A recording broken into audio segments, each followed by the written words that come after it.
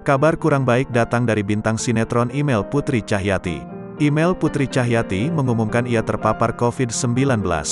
Mantan istri Sirajuddin Mahmud Sabang itu tidak positif COVID-19 sendirian, melainkan sang ibu juga. Hal itu diumumkan Email Putri Cahyati di akun Instagram pribadinya.